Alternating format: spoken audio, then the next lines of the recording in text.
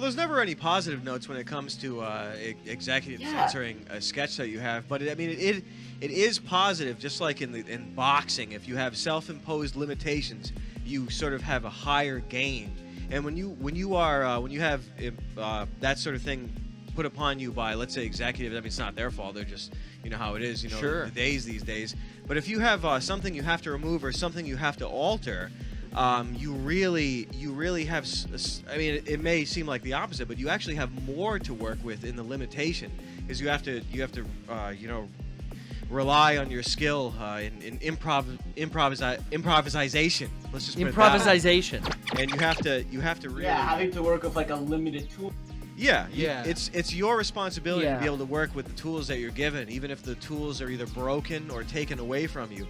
You are still in command of those tools, and there have been some situations that there have been limitations on something that I've had to do or whatever the hell for sketches, or even for like the summaries that you put on the cable guide or whatever, for those sort of things. Even the it actually turns out better sometimes. Yeah, the description for it.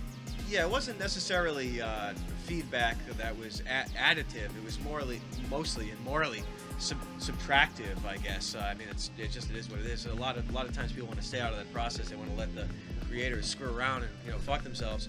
But even when there are limitations imposed on there, if you are good at what you do and you have fun with what you do, it's not really a problem. You can work with any limitations, and the limitations these days are rather severe. You have a lot more than So if limitations is the world, then you've got it all. I'll tell you. It used to be. It really didn't used to be that bad, but like it's interesting. Like with censorship, there was this Wild West period of the internet, but now we're entering the curbing of that.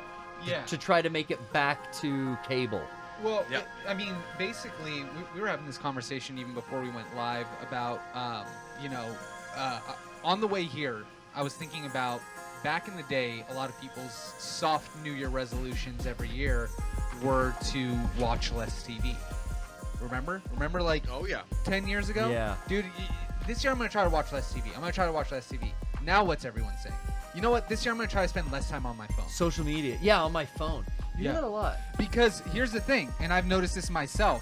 I put a limit for 2 weeks on my phone through the wait time thing, or the thing, whatever it's called, weekly status update. Yeah. To find out how much I'm really using my phone per day. Because it says on average I use Instagram 30 to 40 minutes a day, and I use Twitter about 20 to 30. And I get close to that almost every day just by idling on those fucking apps, meaning having it open, not doing anything, but just kind of like staring at it, like scrolling through, not really stopping on anything, but just hoping something catches my eye. This passive way of watching, which is very much like channel surfing, flipping through the channels. There's a reason why they call it programming. Yep. Oh. And it is. I mean, they are. It's addictive. It's a dopamine hit. They built it so that it's constantly going, okay, well, what's next? Okay, well, what's next? It's constantly showing me something that's in line with things that I like. I'm not. It's the same reason that Budweiser and Coors have drinkable beers. Because you keep drinking them, they're non-objectionable, but they're not that great. But you're not gonna say no because, well, you know what? I can drink about 40 Bud Lights and not feel bad about it. I would feel bad. So that's a rough night, right? That's a rough night. I've spent an hour scrolling through Explore and going, what the fuck did I pick up my phone for? Oh, I wanted to text Garrett that I'm going to be 20 minutes early to the PPS, which is now non-applicable. The muscle memory of getting your phone to write an email or text someone back and then accidentally hitting Twitter because of the muscle memory, that's when I know, all right, this is fucking... So you know you're being controlled. This is intentional control. I don't know how this has affected me, but I walk it back a little. But back to the censorship thing and getting notes. Yeah. It's interesting. I feel really lucky to be working with Mega64. We get so little notes on stuff. But what Charles was saying about the notes that you do get make you more creative, that's like 100% true. Yep. Because if you are told, like, hey, make a video about whatever, or hey, make a video about this game and we're going to advertise it on this show, so here's your deadline. Working within constraints like that, fuck, man, it's so much easier than just like do something, whatever you guys want. Okay. Limitations and those boundaries are to be taken advantage of, not to be despised. Yeah. But there's definitely censoring once something's already done. But hey, some boundaries right out the gate. I think that's almost, I would rather have someone tell me, Oh, yeah. hey, we want you to make this type of thing, and even show an example. And artists I've worked with, kind of like that, when you're doing commissions from them, the more reference, even especially applying to like tattoos, getting tattoos, the more reference art you can provide to your artist, I think the better outcome you're going to get. Not that they necessarily want notes but a direction. So direction is good, but notes are usually bad. Exactly. And I think the one thing that you have to remember as well, being Obongo, is that like notes or any form of criticism, it all kind of it depends on how you want to accept it too. Most times notes and criticism generally should come from a place of trying to make whatever your intended message is more clear. And if the notes are just, it's hard to take any criticism when somebody says, can you change this? Because you forget that people don't realize that you spent 20 hours, let's say, working on some product. Then you show it to them, they want one thing changed, and they don't realize why the 20 hours of work resulted in this one thing.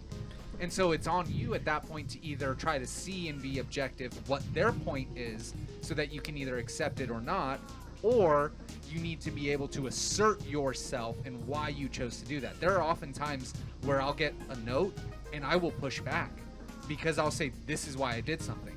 And a lot of times that comes from things that people don't understand. I'm the expert when it comes to making videos, and my clients, the way I work with them, we're advertising. So we have to be responsible with especially if it's a client, you want to be confident too. Yeah. So that they're aware of you knowing what you're doing. And in the same way that you hire an electrician or a plumber to come in and know the system, you're hiring a videographer or an advertising agent to do the same thing. Yeah. So for instance, one of the things where I got a note from one of my customers, they wanted something to look prettier, but I'm like, here's the issue. What we're doing, let's say it's a sandwich. This is how the sandwich is sold.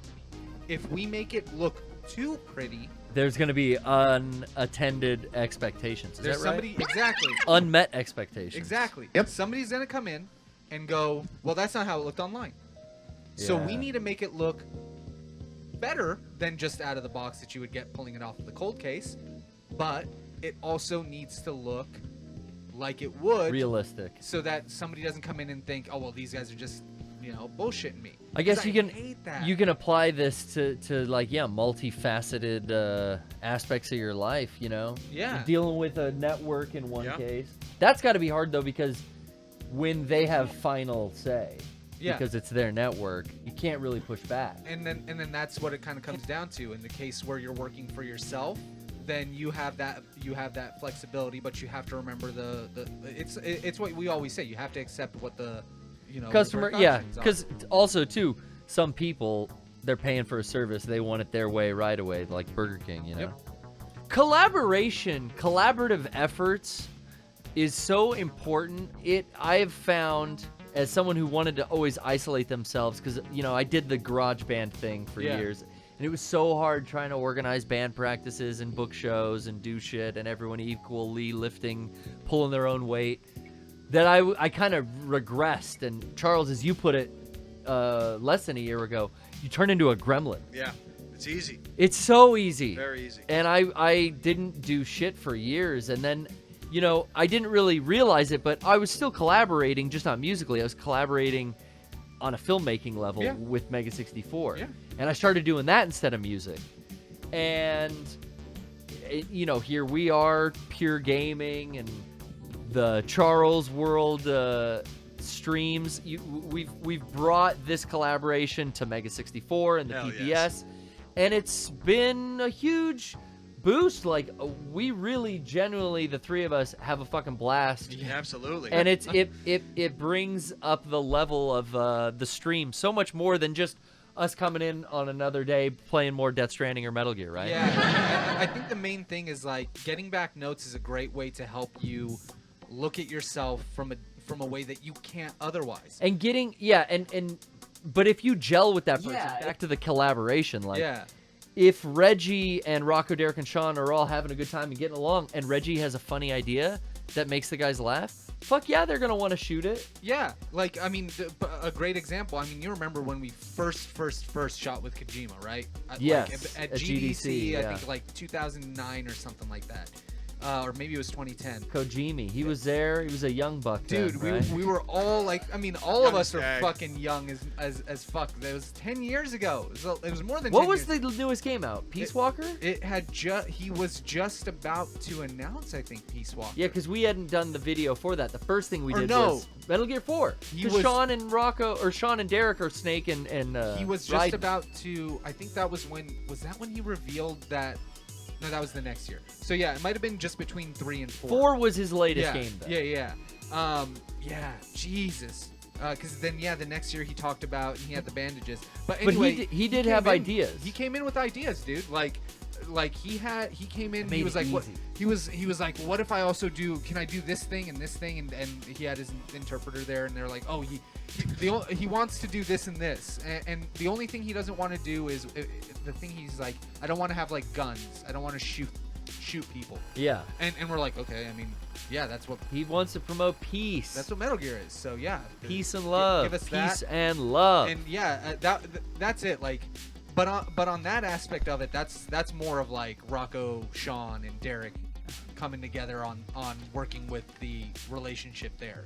But observationally, like even when we filmed with him doing Sequence Erase, like we'll tell him what to do, or what we have in mind, and then he'll say, okay, cool, and then we'll do it a couple of times, and he'll go, can I try this? And then the answer is always yes. And then if you get real fucking comfortable, you get his latest appearance, and he'll just flip you off and fuck you. Like for no reason. That's what he does. And then walk it back. That's what he did in our behind the scenes for the Death Stranding video. Unexpectedly, and they used the take where I cracked up laughing because I didn't expect him to. Thank you, but why don't you just go wait in the car? Yeah, it's fine. Just we're good with one camera. That's totally fine. So that's okay. All right, I knew there were problems with him, and it's just another reason not to work with him. That was not needed.